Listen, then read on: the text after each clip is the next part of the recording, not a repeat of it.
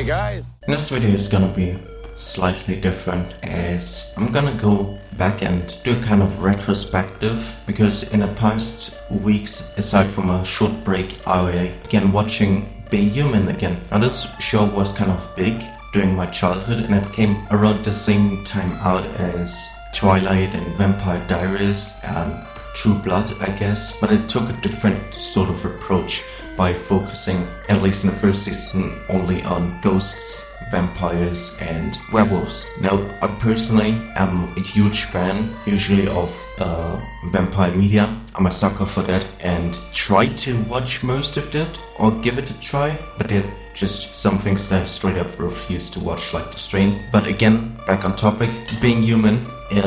For this video, I will talk about the US version because I have never seen the UK version and I'm not sure if I'm totally interested in the UK version. But the US version came obviously after the UK version was created, and the adaptation was done by Jeremy Carver and Anne Frick, based on Toby Whithouse UK series called Being Human, and its main stars were Sam Witwer, who you might recognize as the voice of Starkiller in Star Wars The Force Unleashed, Emperor Palpatine in the Star Wars franchise when Ian McDiarmid can't play the role, and Sam Witwer is also notable for voicing Darth Maul. The other two big stars are Megan Rath and Sam Huntington.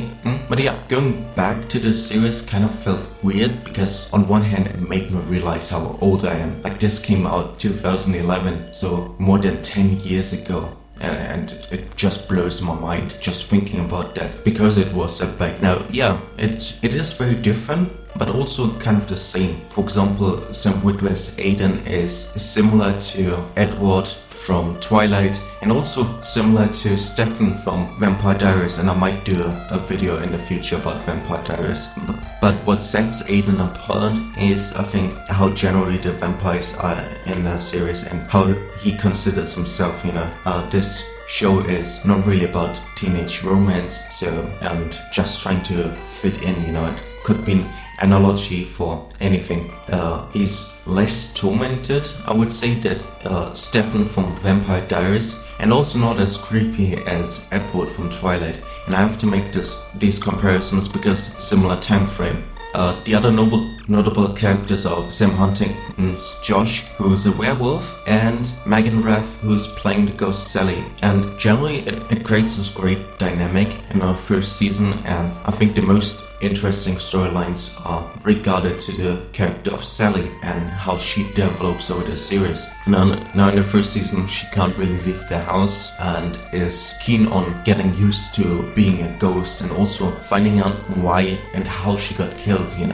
While for Aiden and Josh it's more about staying undercover, while they're also working in a hospital, and they're different troubles. With Aiden it's a bit interesting, because of the whole vampire society, although they took it a little bit too far in season 2, I think, and then just completely dropped it for whatever reason in season 3. It's a very jarring decision, must have been at the time, and also in retrospect to look at it, because you get this great build-up there for a revenge plot that could happen in season 3, and then in season 3 it's just like all dead. And I have no problems about talking spoilers here because this show is basically old, and Josh has a few interesting bits here and there, but it's mostly just the same. The character of Josh is very troubled by the fact that he's a werewolf, and he doesn't want to share it, he doesn't accept himself. And the interesting part here is that through the course of the show,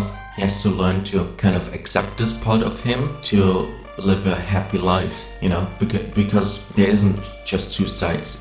The werewolf side, the wolf side of him is just a different aspect of his personality, that he hasn't come to terms with. But yeah, and also I gotta say, season 2 is a bit of a letdown. Now in the first season, Josh and Aiden move into the house, which is haunted by Megan Rath's character Sally, and they become friends and learn with the situation, but it also has a great villain in in the form of Bishop, which is mostly part of the Aiden storyline, because Bishop is Aiden's maker. Now, it's never really explained how vampires work in the universe, but it's clear that they have similar powers to what you see in Vampire Diaries, and that they are stronger, faster, they can hear more, their senses are more developed, and they can compel other people, but visually it's quite differently done. As for the werewolves, they basically get no benefits except for turning into a wolf at full moon. And honestly, even 10 years after the show, or less than 10 years that the show has ended, the CGI for the werewolves is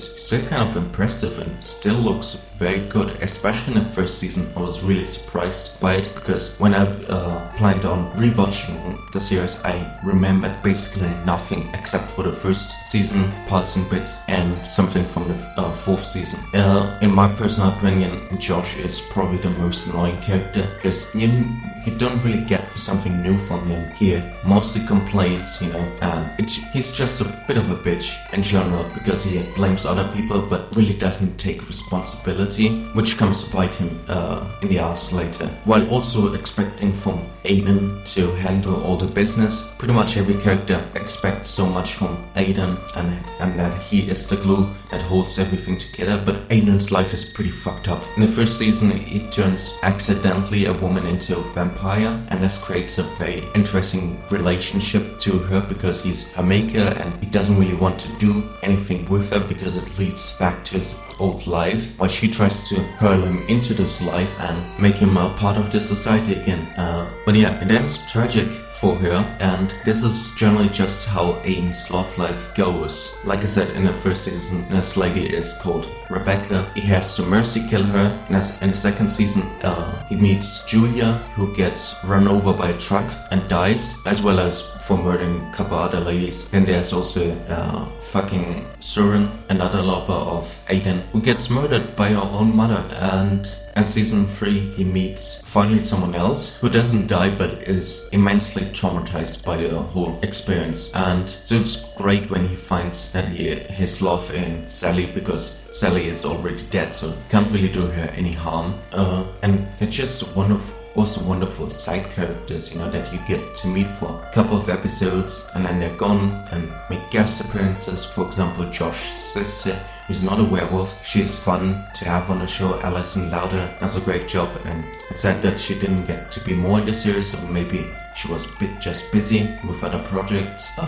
Bishop is great, and it was a definite mistake to kill him off in the first season, because Mark Pellegrino is just wonderful in villain roles. And then there are just other smaller characters. There's this one medium that they call her a couple of times, and every time she's like, nope, I'm not dealing with that, and they have to kind of convince her to help them. And I know there's a lot of drama in the show, and a lot of times we had to skip or mute the sound because it was just not enjoyable when characters are just arguing. But for the most part, our main cast of Aiden, Sally, and Josh actually feel like friends. And later, Josh's girlfriend or wife, Nora, gets involved too by becoming a werewolf, and so you have this neat, very little family. And by season 4, they're fully established, although their storyline in season 4 is not that bombastic, and still it's going more to the roots of the series, and it feels like a good conclusion.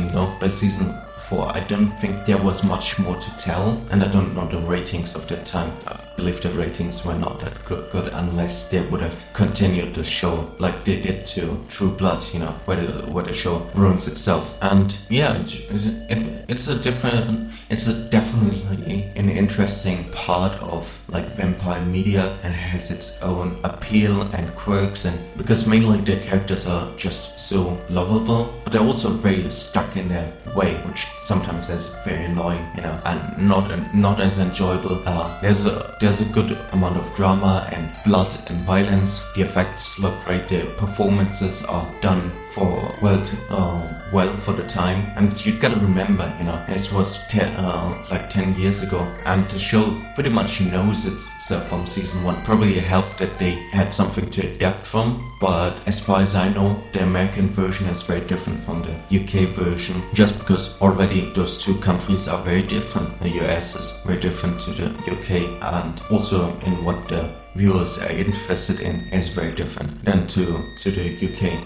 I think what helped is that the stories are relatively small scale. I know I've said that I wished we got more with the Vampire Society in season 3, but that was like swept away and we got more werewolf stuff. But there's just enough interesting pieces, and like I said, it's not as grandiose and bombastic like the Vampire Diaries, which ran out of steam like in season 4 and then had to kind of refine itself, or many other shows. Did it end prematurely? I don't know. Being Human was kind of a niche show, I would say, and to get 4 seasons and have 52 episodes is kind of impressive, you know. And yeah, like I said, I generally like the characters, I like the storylines for the most part, and I like the side characters, and then it never goes too big, you know. In season 2 or 3 they start introducing witches, but it doesn't feel unnatural, you know, because you know they're just like ghosts, they're vampires, they're werewolves, and then they're witches. So it's unlike, for example, the Vampire Diaries, where it's spawned into having sirens and fairies and whatever, you know, whatever is running around now in Legacies, the spin-off show of Vampire Diaries, where they introduce stuff too late, and it's also not too wide as in True Blood, where they had also a bunch of crazy fantastical creatures in it. It's just really restricted to ghosts, werewolves, humans, witches, and some people who can see ghosts because they just can. And it creates interesting dynamics, and it focuses mainly on the family and how they deal with that. And Aiden gets a lot of shit, you know, because he's practically the oldest of the household and he's supposed to like carry everything, although he can't, and he is also not that willing to talk about his problems. Sally is so headstrong that she makes rash decisions and doesn't listen to others, and the consequences are most of them more of a problem than the problem that she tried to solve. And poor Josh, I'm not the least positive on him because he just creates a lot of problems with his nagging, or rather he doesn't create problems, he's inactive but nags on people and bitches and complains on other people when they do stuff that he hadn't got to, and oftentimes he's also very judgmental towards other people, and I didn't like that, you know. But at least he's willing to talk about his problems for the most part. Like I said in the beginning of the video, Mark Pellegrino as James Bishop is great. That's why he gets to show up a few times in the show. Sarah Ellen as Rebecca in the first season was the perfect kind of vampire seductress, and you imagine. And yeah, this has been kind of a different video because I tried to retrospect about my feelings of the show, you know, because it did kind of play a part in my teenage years. Yeah, I hope you all liked this video. Stay on for other videos, like and subscribe even. I don't really care, but it helps the channel and then it helps keeping up my motivation. Till next time. Well, the books are full of words that you read, and the show gets me paid.